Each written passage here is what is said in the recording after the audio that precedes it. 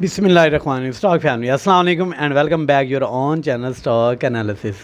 First of all तो सबको माह रमज़ान की बहुत बहुत मुबारक हो। और अगर माह रमज़ान का एक्सपीरियंस आप लोगों के साथ शेयर करें तो माह रमज़ान में every month of Ramzan market ज़रा स्लो डाउन परफॉर्म करती है। एंड अब ज़रा बात करें जी न्यूज़ के हिसाब से और मतलब कि किस तरह मार्केट आगे परफॉर्म कर सकती है। डेफ़िनेटली ये तरीक़े अदम एतमाद जो कि मुस्तरद हो चुकी है और असम्बलियाँ जो कि तहलील हो चुकी हैं, तो इसके ऊपर इन सब चीज़ों को देखते हुए मद्देनज़र रखते हुए आगे आने वाले दिनों में मार्केट कैसे परफॉर्म कर सकती है हम ये देखेंगे। अच्छा देखें और किस बेस पे देखेंगे, इस बेस पे देखेंगे कि बड़ा प्लेयर किस स्ट्रेटजी के तहत काम कर रहा है। नॉट ओनली इन मतलब technical analysis as well an on with big player की मोमेंटम के हिसाब से भी देखेंगे। देखें ओवरऑल अगर हम बात करें ओवरऑल फिपी लिपी के पॉइंट ऑफ व्यू से 1 ईयर का मैं डेटा आप लोगों के साथ शेयर करने लगा हूँ, यानी कि लास्ट मार्च से लेकर अभी तक हुआ क्या है एक्चुअली मार्केट में, कौन इन हुआ है इस पूरे साल में और कौन आउट हुआ है। देखिए जी सबसे ज़्यादा जो आउट हो रहा है वो आउट हो रहा है जी फॉरेन कॉरपोरेट्स 424 एंड इन्होंने के हिसाब से अगर मैं बात करूं मेजर जो हुई वो देखें अदर ऑर्गेनाइजेशन मतलब इन हुई उस पूरे साल में माल उठाया। इंडिविजुअल के हिसाब से बात करें 177 के हिसाब से माल उठाया है, कंपनीज ने माल उठाया है, ओवरसीज़ पाकिस्तानी ने माल उठाया एंड म्यूचुअल फंड भी सेलिंग साइड पे है। और अगर बैंक के हिसाब से बात करें तो बाइंग साइड पे 17.15 एंड अब देखें बात सुने इसके बाद में अगर आप लोगों के साथ डेटा शेयर करूं 1 वीक का, मतलब इसी वीक लास्ट वीक में ओवरऑल क्या हुआ, सबसे ज़्यादा बाइंग किसने की, सबसे ज़्यादा बाइंग की बैंक ने। अब देखें अब समझें कि पूरा वीक अनसर्टेनिटी थी और मार्केट पूरा वीक पॉजिटिव रही है, मोमेंटम बहुत अच्छा रहा है, 43,000 के लेवल से 45,000 के पॉइंट पे आई है। क्यों कैसे देखें मेरी बात सुने। म्यूचुअल फंड अगर मैं इस लास्ट वीक की बात करूं तो म्यूचुअल फंड सेलिंग साइड पे है, सेलिंग साइड पे 5.22 ओके हो गया। इंडिविजुअल बाइंग साइड पे 7.949 ओके। बैंकर बाइंग साइड पे 15.7 okay. Foreign corporates 15.38 selling side पे हैविंग देखें जो फॉरेन कॉरपोरेट्स है कंजेक्टिवली सेलिंग साइड पे है। और अगर मैं वर्ल्ड मार्केट की भी बात करूँ ना तो ये नहीं कि वर्ल्ड मार्केट बहुत बेस्ट परफॉर्म कर रही हूँ और जी पाकिस्तान स्टॉक एक्सचेंज थोड़ी डाल है, नहीं नहीं नहीं ऐसा नहीं है। अच्छा मतलब with compare to all over the world Pakistan stock exchange के उस तरह से बुरे हालात नहीं हैं जो अच्छी स्ट्रेटजी और अच्छी प्लानिंग से खेल रहे हैं। आज देखें कहने का मतलब ये है अगर हम यहाँ अब देखें तो बैंकर्स के पास कैश है, बैंकर के पास लॉन्ग टर्म की होल्डिंग है, लिहाजा बाय किए हुए हैं ओके। इंडिविजुअल जो अपने कैश पे काम कर रहे हैं वो बाय करके बैठे हुए हैं, जो कि म्यूचुअल फंड के पास डिफरेंट इन्वेस्टर का पैसा होता है निकलवा सकते हैं, वो सेलिंग साइड पे उनकी मजबूरी है। देखिए गिवन एंड टेक है ना, किसी की मजबूरी दूसरे का मतलब कि एक बाइंग लेवल मजबूरी सेलिंग लेवल है और बाइंग लेवल। तो कहने का मतलब ये है कि जो बिग अब बैंकर जो बाय कर रहे हैं इन सिचुएशन में क्या ख्याल है कि बैंकर के पास एनालिस्ट नहीं है, बैंकर के पास अच्छे इन्वेस्टर नहीं है जो कि इन दिनों में अवॉइड करें, नहीं बाय करवा रहे बिकॉज कैश भी है, सस्ते भी हैं तो बाय हो रहा है। तो कहने का मतलब है कि यहाँ बाइंग वाली स्ट्रेटजी ये कह सकते कि बेहतर है, अच्छी है, बुरी नहीं है।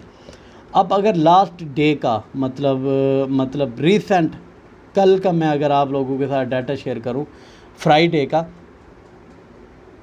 बैंकर बाय कर रहे हैं 4.09 से, इंडिविजुअल 2.04 से बाय कर रहे हैं, इंश्योरेंस कंपनीज भी बाइंग कर रही हैं 9 होने के बराबर 0.3 से, म्यूचुअल फंड 1.44 से सेलिंग एंड वही बात का फॉरेन कॉरपोरेट सेलिंग जो कि अगर पूरे साल की देखें तो 450 के करीब इन्होंने सेलिंग की है। तो अब मार्केट, अब कहने का मतलब ये है कि इस सारी सिचुएशन में जो कि असम्बलियाँ तहलील हो गई हैं, अदम एतमाद मुस्तरद हो गई है इस और इलेक्शंस होने जा रहे हैं। देखें इलेक्शन के, मैं बात पहले भी आपको बता चुका हूँ कि इलेक्शन के दौरान अगर स्टॉक एक्सचेंज का एक्सपीरियंस देखा जाए तो मार्केट बेहतर परफॉर्म करती है, थोड़ा अच्छा पॉजिटिव परफॉर्म कर जाती है विद कंपेयर टू के मार्केट डाउन जाए, एक प्रेशर ले। क्यों ऐसा क्यों हो रहा होता है? क्योंकि इन्वेस्टर पैनिक होकर लोग सेलिंग करते हैं, अच्छा इन्वेस्टर खेलता है यहाँ, फ़ायदा उठाता है यहाँ।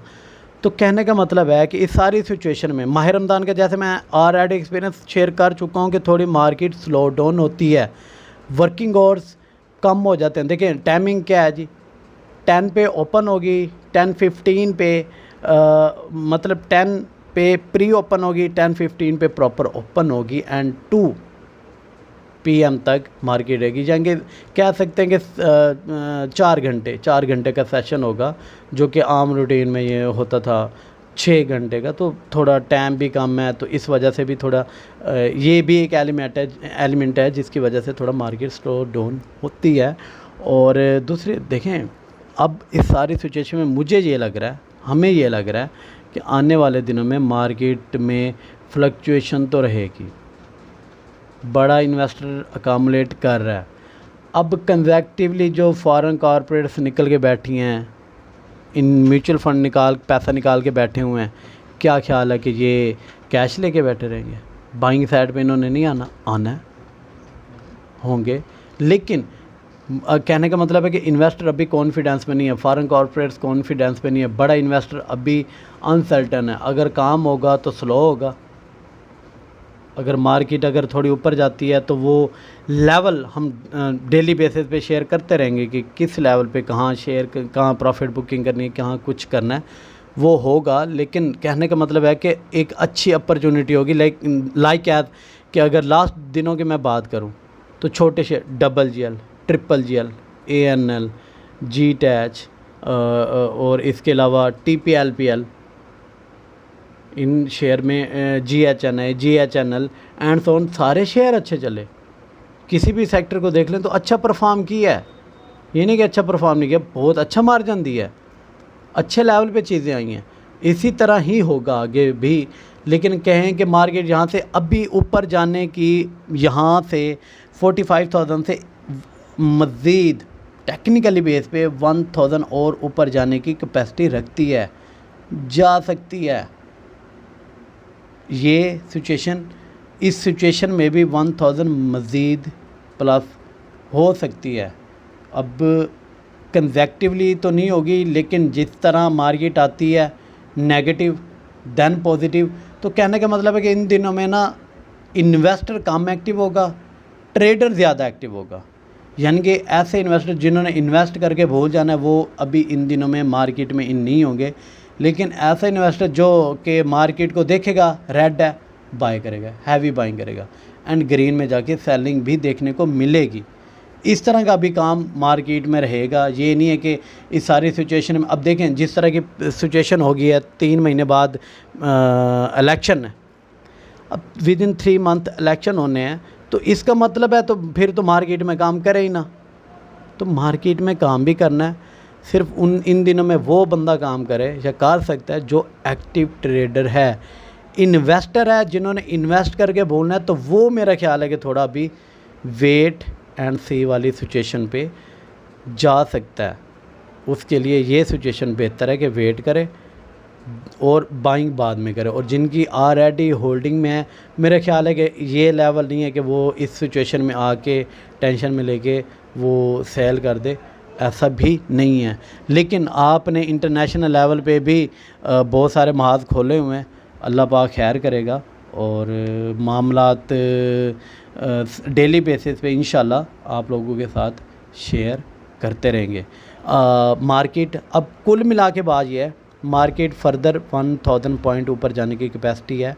ट्रेडर ज़्यादा एक्टिव रह सकते हैं। मार्केट रेड में अगर है तो ग्रीन में भी उसी दिन हो सकती है, चांसेस ज़्यादा हैं।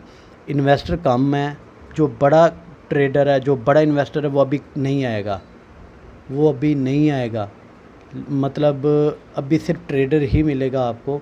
अनसर्टन सिचुएशन है मार्केट में, जल्दी बाइंग एंड जल्दी सेलिंग वाला काम होगा। तो इस तरह भी मार्केट ये आने वाले दिनों में परफॉर्म करेगी।